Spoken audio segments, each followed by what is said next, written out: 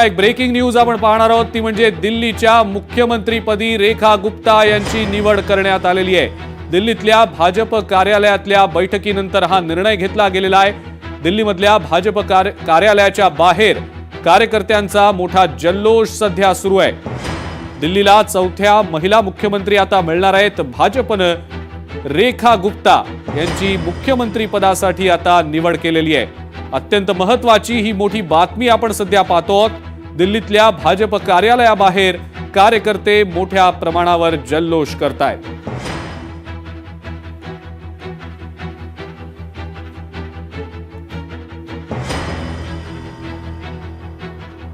दिल्लीमधल्या भाजप कार्यालयातल्या विधिमंडळ पक्षाच्या बैठकीनंतर आता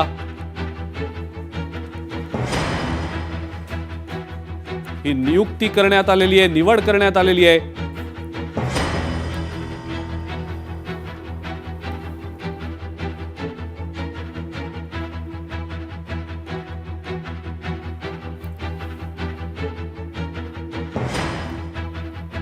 रेखा गुप्ता आता दिल्लीच्या मुख्यमंत्री असणार आहेत।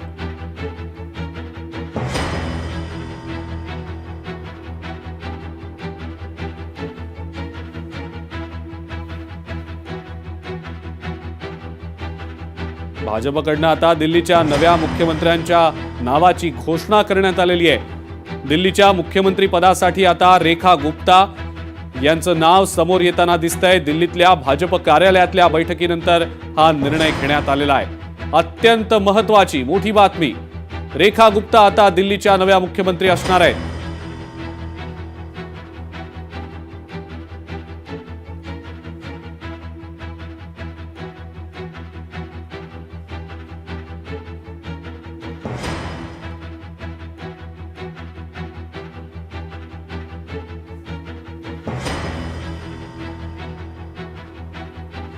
अविनाश देगसकर आपले प्रतिनिधी आपल्या सोबत आहेत सध्या फोन लाईनवरनं। अविनाश, रेखा गुप्ता आता दिल्लीच्या मुख्यमंत्री असणार आहेत, काय नेमकी माहिती?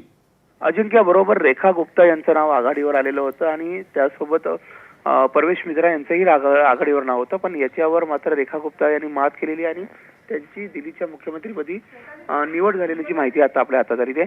महत्वाचं म्हणजे ही निवड झाल्यानंतर दिल्लीच्या बीजेपीच्या मुख्यालयाबाहेर सध्या जल्लोष सुरू झालेला आहे आणि ही रेखा गुप्ता याच रेखा गुप्ता आहेत की ज्यांनी अरविंद केजरीवाल यांचा पराभव केलेला आहे आणि जर उद्या मुख्यमंत्री पदाची यांनी शपथ घेतली तर त्यांनी चौथ्यांदा दिल्लीच्या मुख्यमंत्र्यांची शपथ घेतील, हे मात्र निश्चित।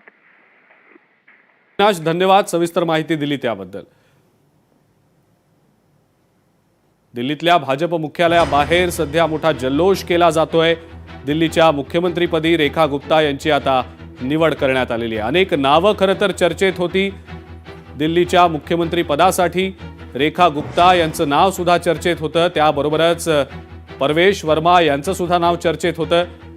दिल्लीचे भाजपचे जे प्रदेशाध्यक्ष आहेत त्यांचं देखील नाव चर्चेत होतं, मात्र अखेर रेखा गुप्ता यांच्या नावावर भाजपच्या विधिमंडळ पक्षाच्या बैठकीमध्ये शिक्कामोर्तब करण्यात आलेला आहे।